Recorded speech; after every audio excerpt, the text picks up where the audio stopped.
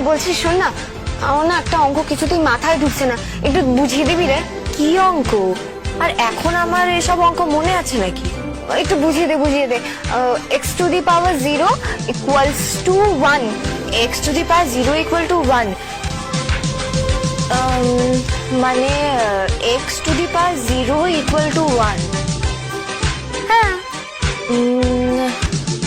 আমার মনে পড়ছে না। আচ্ছা, তুই যদি এক্সটাকে এক্স টু দি পাওয়ার... কি কালের সামনে x to the power 0 equal to 1 বলে যাচ্ছেন? হ্যাঁ, টাইম খাচ্ছেন? মাকে বলুন খাবার দিতে, আমি একসাথে যাবো। আরে দাঁড়ান তো, কালকে বোনের পরীক্ষা।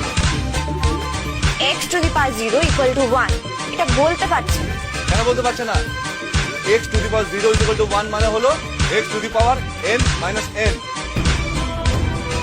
আর এর মানে হলো x to the power n divided by x to the power n equal to 1।